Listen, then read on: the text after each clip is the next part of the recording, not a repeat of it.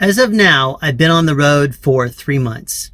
As of today, it's been exactly 3 months since I picked up this truck. I hit the road to go get the truck 3 months and a day ago. Kind of interesting that I've learned a lot while on the road the past 3 months. Because when I first got in the truck, and it was after going through the CDL school and training at Schneider and stuff, I've never not had someone in the truck with me or been on a yard going 3 miles an hour. So it was really cool to get out on the road by myself. Now it's like old hat.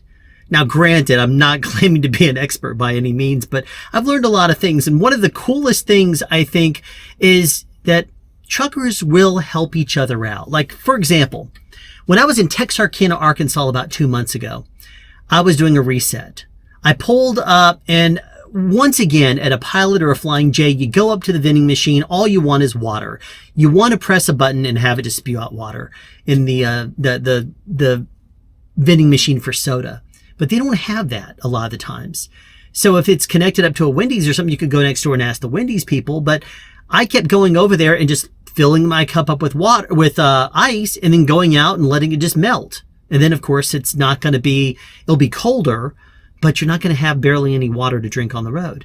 And then a trucker decided to help me out. He said, let me show you. He comes up there with this big fat water bottle that's about this tall.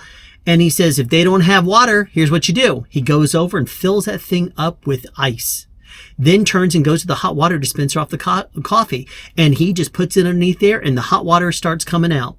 And what happens is when it gets down about this far from the top, the water level stops rising and it just hangs there because it's melting the ice as quick as it's filling up at that point. And yet it never really achieves some sort of a level of hotness that is going to damage the cup or the water bottle. It's going to continue to just fill up there. And then once it gets to the point where the ice is melted to a certain point, it fills on up the rest of the way. It's really cool.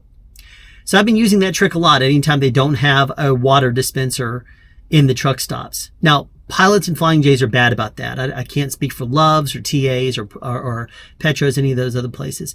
But what I can tell you is the Pilots and Flying J's don't often have water. You can go to the attached restaurant, but not always. So, other interesting things. As I've said many times in the past, I enjoy driving in the early morning hours and finishing my drive in the early afternoon whenever possible. Unless I have to do a drop. If I have to pick up or drop off sometime during the day, then that's going to be, it's going to mess me up because I can't start at like 1 a.m. and get my day going and then finish just after lunchtime. But this morning, 2:24 a.m., I am driving east, and to the left-hand side, not the whole sky didn't fill up with this brilliant light. It was about as bright as like a firework. And I was like, whoa, what's that? And I see this streak that obviously was a shooting, like a piece of outer space attempting to enter our atmosphere and destroy the planet. A lot of people call them falling stars, shooting stars, something like that. Really pretty. But it's also something from outer space attempting to kill our planet, destroy our planet, and cause some major crash. Another meteor crater. Anyway, thought that was kind of cool. I'm just, driving on the road. It wasn't like blinding. I don't want to pretend that it was.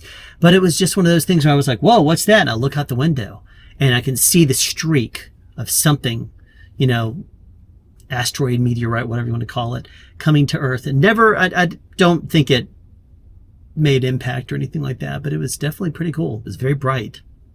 Probably the brightest of any shooting star or falling star I've ever seen, though. So it probably wasn't too far away. So let's play catch up. I drove into LA. I decided after I finished that previous vlog, I kind of looked over my hours, looked over everything and said, if I were to leave Kingsman, Arizona, which is about 5.5 hours away from Compton, if I left early enough, I can probably get to Compton around 6:30 a.m. and it'll probably be okay. Oh, did I underestimate the craziness that is Los Angeles? I do not like California. I don't like driving in California at all. It is just not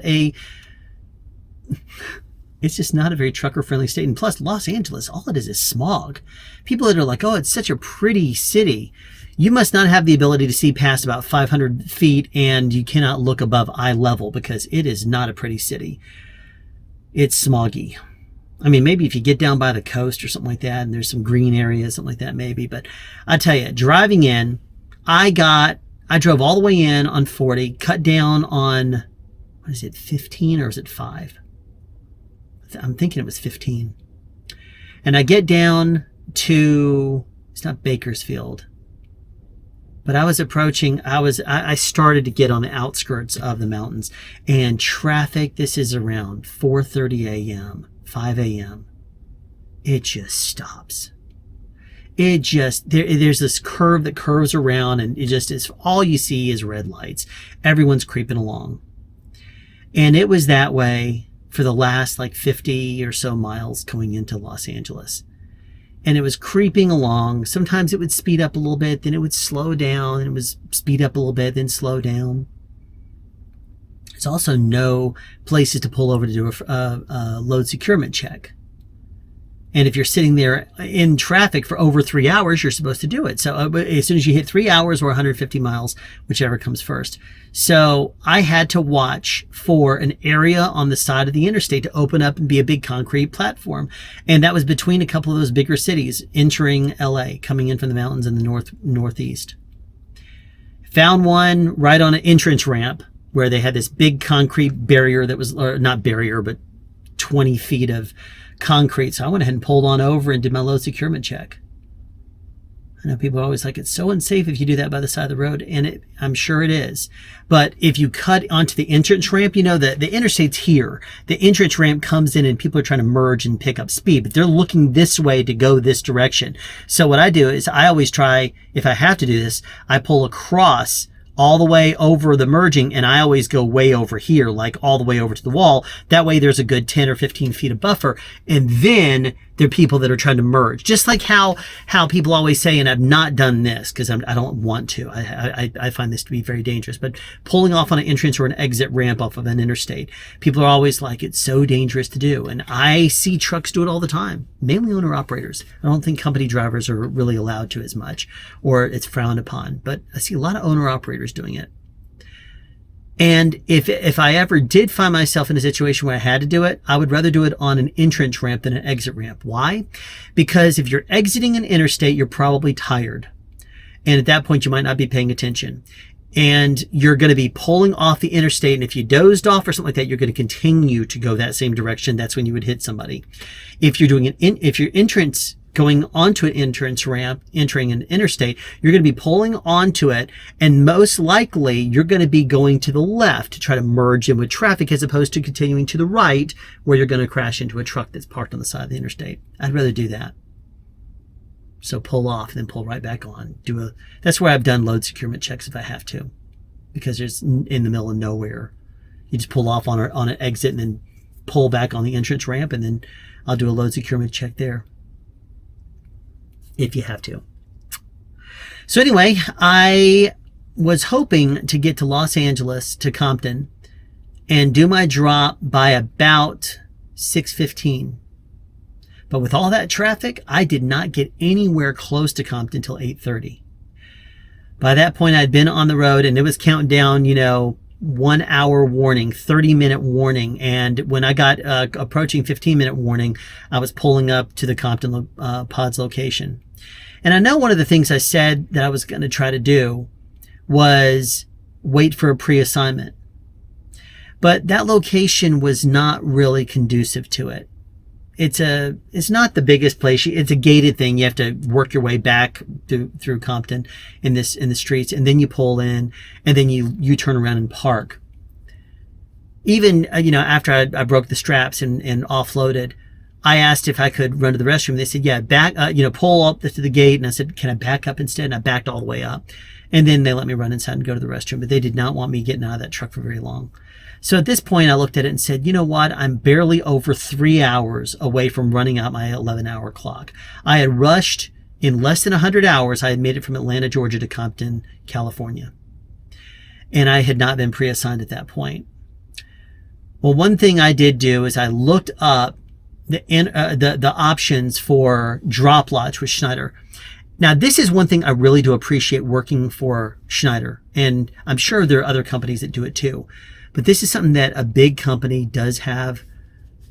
You do have the luxury if you work for a big company and you're not an owner-operator, because owner-operators, I don't think, can sleep in a lot of the drop yards. But I was looking around, and there's a couple of drop lots in and around the Los Angeles area. One of them was an intermodal lot, and so I called up driver services and said, "Am I allowed to stay there?" And they said, "Yes. If you're a company driver, you are." And I was like, "Really?" And they said, "Yes." It was 21 miles from that Compton location. So I said, "I'm going to go ahead," and this was a reverse commute coming from, the west near the coast, South Central LA. And I went 21 miles and then pulled up into the intermodal lot. And it was a little difficult to get in there because they didn't really actively checking the gate. I kept pressing the button. The code wasn't working that I got from driver services, and that was from security, but I was able to eventually get in after a little bit. And I parked there overnight. They had a garage there and people working inside the office. So I went to the restroom and brushed my teeth and did all that kind of stuff. They closed at 8:30. So that was the last time I kind of shut down. The next morning, we had a meeting about winter driving. And I was part of that meeting, obviously. Here's what I will tell you. And here's another thing I really appreciate about Schneider. They don't just say the words. They really seem to mean it when they tell you, we're safety first, safety minded. We care. And they tell us constantly, we thank you, drivers. Without you, we don't have a company. They seem very appreciative, at least in my division. And in the winter driving thing, they were talking about, winter driving strategies and stuff like that. And one thing that all right, first of all, the meeting was supposed to start at 8 a.m. I got in there a few minutes before, and by 8:10, nobody had come in. So I sent a message to our DTL team, and the first guy that responded says, "Oh, it's 8:30 now." So I went ahead and logged off of it, and went ahead and did a couple of things. Came back in a couple of minutes before 8:30, and they were already in progress. That was one thing that was a little frustrating to me. They told me not until 8:30, and then when I came in there, after about 2 minutes that I was in there, they said, and the final thing is, I'm like, oh great, I missed the whole meeting. I felt frustrated about that because I was looking forward to the meeting. And so when they asked if there's any questions, I said yes. When I went to the Wilmer OC and asked them for snow chains, they gave me 2 sets of 2. And one of the things that they had told us in that meeting that they had just got through telling us is there's like in California, for example, they said there's 3 different stages, and the 3rd stage involves 8 chains. And so I said, should we be getting 8 chains then? And one of the things that they said is here's what I'm going to tell you. They said, here's what I'm going to tell you is if you have to chain up, do you want to be driving? It's a good point. Now, granted, if the wheels aren't turning, you're not earning. You can't just sit there on the clock. And so it will suck if you're in like negative 20-degree weather or 0-degree weather or something like that, just idling in a truck because you can't go someplace. But there's a lot of sense that can be made out of that, if you have to chain up because the road conditions are so bad, do you want to be driving in it? Might be better if you stay put wherever you are. So if you're entering an area that is going to be very, very, cold and it's going to be icing over, the tablet we have does have an app that allows us to look at road conditions. It's a little slow because the whole tablet's creeping along. I mean, they loaded up with so much stuff, it goes slow. But one thing it does do is it shows you can scroll out and kind of look at the weather. It will show you road conditions, and it will show you where things are icing over, what the temperature is going to be. You can press different buttons, and you got to wait for a moment for it to load, but it does tell you that stuff, and that's cool. So if I'm entering an area that I know the temperature is going to drop in, I'll go ahead and look and see what it's going to look like. There's only been a couple of times that's happened so far because this time it's been fairly south. Biggest, coldest area has been when I've been going through New Mexico and Arizona across the desert. Anyway, stayed overnight in that intermodal lot. And we finished that meeting, and it seemed, it was very informative. I really appreciate the fact that they were like, we don't want you driving in it. If it's bad, don't drive. It's not safe for you. You can if you would like. You have that option. But you don't have to. And they even told us, and I believe them, we would much rather you not get on the road and drive if you aren't comfortable with it.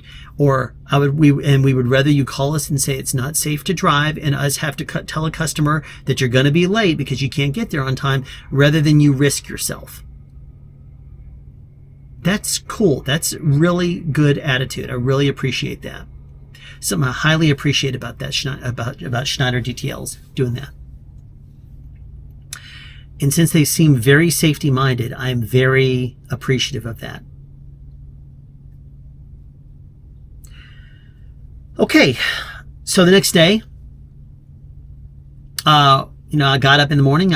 We did that meeting, and after that meeting was over, about 15-20 minutes later, pre-assignment, I looked at it, and luckily it was saying bring the empty trailer from Compton to Paris. Now at the Paris PODS location, there are 2 locations there. I pulled in the same one that I was in last time. You pull in there and you go to the right, and then you go in and load up. And then I said after they only gave me 2 of the 3 pods, I said, where's the other location? They said, oh, go to the middle entrance. Go pull back around and go in the middle entrance. Well, I pulled back around. There's only 2 entrances. And so I went through the first one. It ended up not being there. It ended up being for the next company over. So I U-turned on around, went back in the same entrance again, and I should have gone left. I went right. So when I went back around there, the guys are looking at me like, what are you doing? Like, why are you here again? So I looped back around, went back through there. And then when I pulled in, it said storage to the left. I'm like, maybe that's it. So I pulled to the left. So when you enter that entrance, you could go, and it has all these, it has some words, Paris to the right, or storage to the left. And I was like, I guess I'll go left. And so I went left, and that was a separate entrance. So it's not one of the big ones. It's one of the smaller locations. Very interesting, though. I backed in there, and they loaded me up, and I hit the road. The big Paris location, they want to load you up and then have you drive out to the street to secure your load. In this location, they're like, yeah, go ahead and strap up. That's fine. Hit the road, fueled up in Thousand Palms, and then started going east. Wanted to get out of LA. Luckily, I had plenty of hours. And then I had the option of doing what I did last time, which is continuing east, going to Phoenix, and then going north on, 15? Something like that? Out of Phoenix, going up to Flagstaff. And then from there, go to 40. Or this time, I decided, since I didn't really... Last time, I said, you know what? Back roads, I'm not going to necessarily trust. I should have trusted it. Even though the tablet told me to do it last time, I didn't do it. And that is taking a couple of these back roads, about 100 miles up some interstates in the middle of the desert. Southern California, SoCal desert. About 100 miles. You go up north, and they put a lot of bumps in the road. Truckers can go only 55 miles an hour. Everyone else can go 65. There's some police officers on those roads back there. Some kind of interesting things happened. Like there's a couple of pull-offs there that go to gates and go to some things that just, you're like, it looks like as far and wide as you can see, there's nothing out there.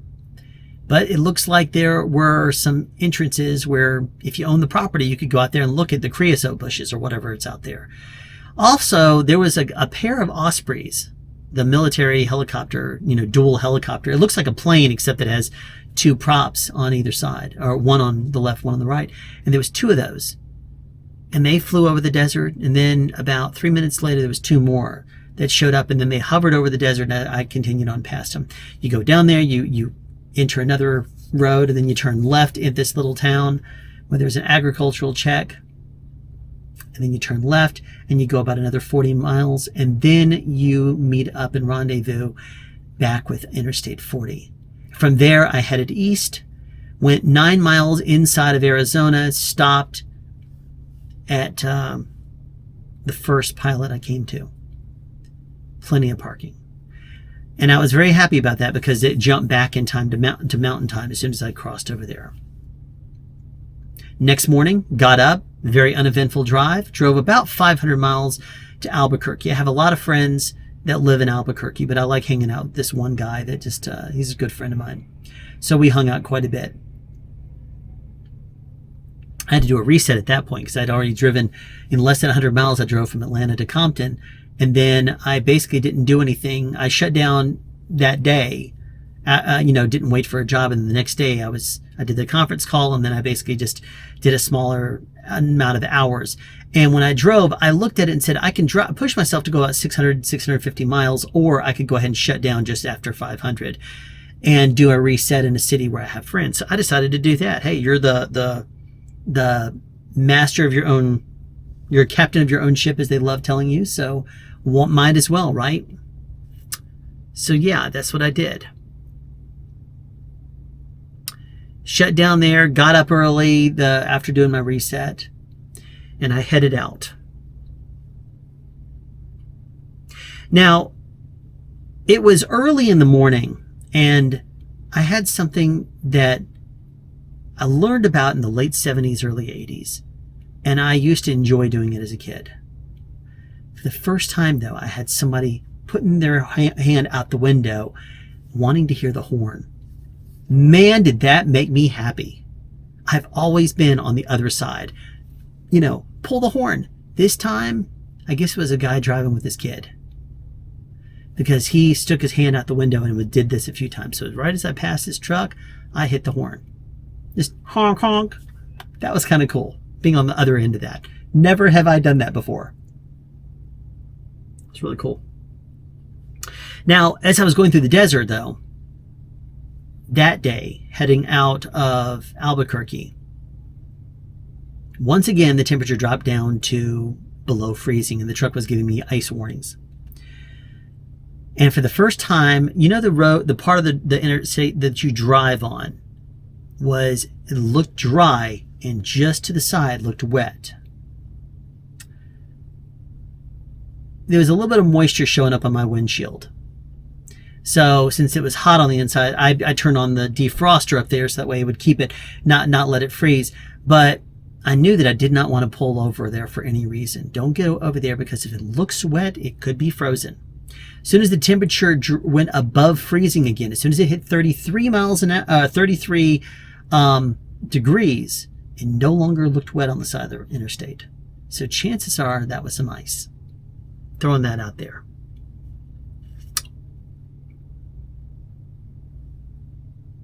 Now, Schneider enjoys, they did tell us, they've been telling us now for the past couple of weeks, that one of the biggest expenses that we have is fuel. So they give us a fuel plan every single morning at 3:30 a.m. It updates and sends us a fuel assignment. So along our drive, we have to stop someplace and fuel up.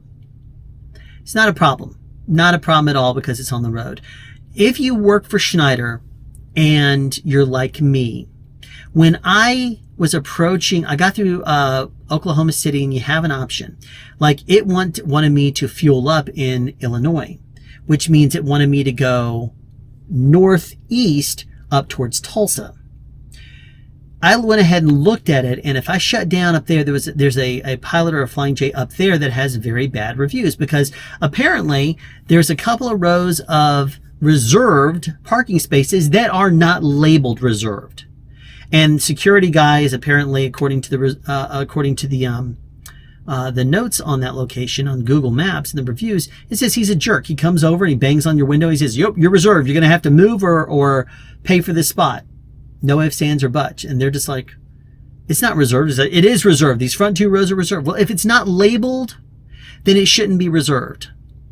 I'm sorry. You can't say something's reserved if there's no indicators and then prey on truck drivers. But if they want to at that Pilot, I'm not going to go that way. If there's a risk, and I'm going to end up having to shut down there. So instead, I went to Chickatah. I went south on 40 and continued that direction. And when I was in Albuquerque and looked at my directions, Google Maps was telling me you could go straight down 40. You could go up north on 67, I think. No, it wasn't 67. Whatever it is that's going out of Oklahoma City going up through Tulsa. I've been 64, 44, 46, something like that. But I did not want to stop at that one. So I did not want to go that direction, because as I approached, as I was approaching, I looked at it again. There were 3 different ways Google Maps told me I could go. Straight down 40 was it showed a better time but a little bit more mileage. And then it showed two different options where I went up north. One of them kind of went up kind of around Pittsburgh and then continued. Another one was stayed a little bit lower than that, and then those two met up, and then the other one that was up 40 met up with it later around Philadelphia. But looking at it, when I got closer to Oklahoma City, it wasn't giving me three options anymore. It was saying that the best option was just going straight out 40. It didn't pop up the multiple things that allows you to click on different paths. It just said, hey, go 40.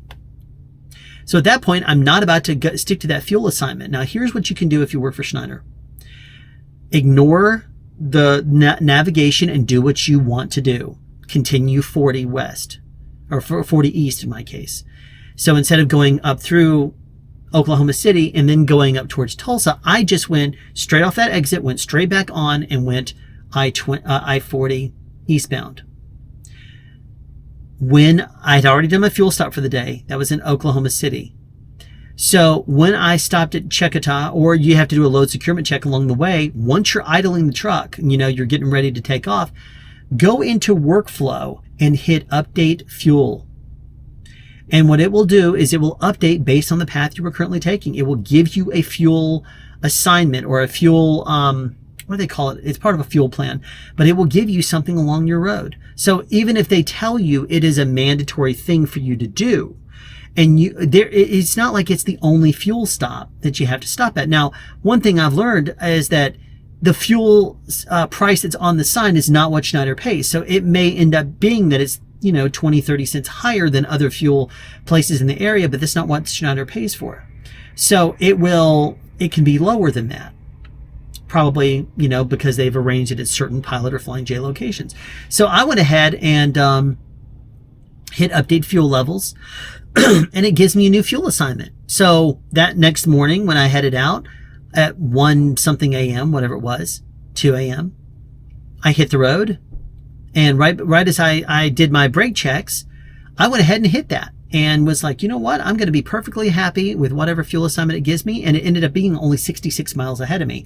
So I went ahead and at Checkaw this morning, it had me hit the road and get going down the way. So I was pretty pleased with that fuel stop, even though I normally like to go at least 100 miles before a fuel stop. But you know what? That's fine. Give me a fuel stop that works for the company, because I got to do one anyway. I don't mind doing it at 2 a.m. or whatever. So I went ahead and did that. Perfectly happy to. Glad to help the company cut costs. And now I'm in Cookeville, Tennessee. I was very disappointed that the 1-9 truck stop, I looked at it and I said, you know what? People are saying that it looks like there's parking spots. So I was like, oh, cool. I'll go ahead and stop there. There's no parking spots at the 1-9 in Cookeville. So I went 1.5 miles or so down the road to the TA Travel Center. It's a very nice location. And there's plenty of parking here. And it's like, 4:30 p.m. Sun's going down because it's that time of year. It's 4:30 p.m. and I'm at Central Time. I'm getting close to Eastern. Tomorrow, I think I'm going to hit the road, and within the first hour, I'm going to be in Eastern Time Zone, because I'm already about almost 100 miles east of Nashville. Almost. So I'm probably pretty close to the border of Eastern Time Zone. Anyway, tomorrow, as of right now, about 750 miles away from New Jersey, where I'm going to be doing my drop, because that's where I was pre-assigned to. Pick up 2 locations in Paris, California, and drive up to Cinnaminson, New Jersey. So there I'm going back up there to Cinnaminson. 750 miles. So whatever of the way I get up there tomorrow, which will be around 650 miles if all goes well. Because basically it's I-40, then you get on 81 going north. It wants you to, as you approach 70, take some back roads, but it's been closed the past few times I've done that route. It's been closed because they're just doing some construction or something like that. So it has you go up to 70 and then go east from there, and then cut up north, and then get on 695 and then enter 95. I'm going to see how much of that I can get done tomorrow, because I would love nothing more than to only have about 100 miles or something so to do early in the morning on Monday. Today is Saturday. So yeah, there you go. The last thing I'm going to mention is something that I've learned about this International LT truck. Can't speak for the Freightliner Cascadias. About 1 in 4 times as I'm driving down the road, the truck will allow you to get an extra couple of miles an hour over the governed 65. And here's how. Now, you know that when you set cruise control, it's plus or minus about 4. It's plus 4 miles an hour minus 2. So it will, if I set it for 65 miles an hour, once it hits 69, it will enable if you have the jake brakes enabled, it will go ahead and put on the jakes. That way it'll slow you down to 69. You may hit 70, but then it'll slow you back down to 69. Provided you have a high enough level of jake on there. And then as you start to slow down, it will hit 63, and then it says, okay, now I'm going to accelerate. I would prefer it to start accelerating at 65. Every rare occasion, like every fourth, maybe every third to every fourth time that you start driving down the road, you turn off the truck and then you start going again. This works. You're driving down the road. If you press in and hold the plus button, the resume button, you press it in, hold it for a couple of seconds, maybe press it a couple of times, then you press and hold a couple of seconds and press and hold a couple of seconds, something like that. It will sometimes go ahead and push up to 66, maybe even 67 if you're going kind of flat. Not always, about 1 in every quarter time. And the thing is, though, as it's getting up to speed, it increases the revs just a little bit. But once it kind of hits that flat area, you hear the engine idle back down again. It's the same kind of thing as when you're going down a hill and you're coasting. If you're going 67, 68 miles an hour, as soon as you start going up the hill, it's going to try to maintain that coast as long, try to help you go up the hill a little bit. 67, then it's going to be accelerating a little bit. You're going to hear the cruise control. It's going to go to 66, then 65, then 64, then 63, then it's going to start accelerating more.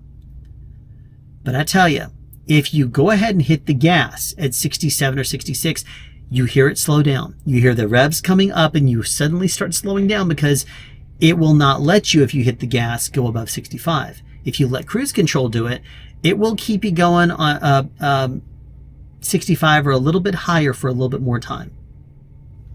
I like that because it doesn't seem to use any more gas. And the way I know that is because I'll go into the menu and I hit reset when I knew that I was going to be on a flat area that wasn't going to be up and down very much. I hit the reset on the trip odometer and I start coasting down going down the road about 100 miles before my load securement check. I went ahead and enabled the cruise control and then I let it just go.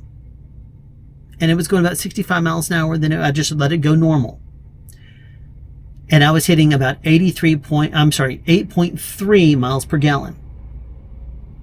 Then after I did my load securement check, I tried it and it allowed me the next time, or actually it wasn't the next time, it was the time after, but it allowed me to reset the trip odometer and then I was able to press that button and kind of, it will still show cruise control at 65, but the truck will push up to about 66 to 67. And then it will maintain that if you're just going fairly flat. It may go down a little bit, but then once you start to kind of go up a little bit and then go back down a little bit, it will maintain 67, 68, or I'm sorry, 66 or 67. I looked at my fuel economy and it went to 8.4. So it did not sound to me like it was idling any higher. It might have been, but my fuel economy was a little bit better. Those extra 1 or 2 miles an hour made it go up by about 1/10 of a mile per gallon. I was still within the 75 mile an hour speed limit in that state, so it wasn't that big of an issue. And company policy is you're not allowed, you shouldn't go above 70 with the unit. But I don't know if that's going to always work, or if that's going to work with you, or maybe Schneider's listening to this video and they're going to say, we got to fix that. But I'll tell you, pressing and holding in the plus button and then just release, and then not hard, just do it a couple of times. And if it, and it doesn't always do it, just if it pushes up a little bit, 66, 67, cool. Helps you just a little bit. So anyway, that is the latest update. Don't really have anything else to say. But once I get up to Cinnaminson, New Jersey, I'm hoping to have a pre-assignment to be able to head straight on out, because that will be a Monday, and I will have driven all the way across the country in 6 days, -1 because I had to reset. So in 5 days, got 2,777.2 miles from Paris to Cinnaminson, New Jersey. Paris, California, Cinnaminson. Kind of cool. Hoping to get pre-assigned so that way I can get going. And this was not a bad drive at all. I would love nothing more than for them to send me right back out to Paris, California. They'll probably send me down to Orlando, and I'll be doing the north-south route for a bit. It's kind of the tried and true area that I know at this point. I've done it a few times, so pretty familiar with that route. We'll see what happens, though. Guess I'll fill you in the next video. Thanks for watching.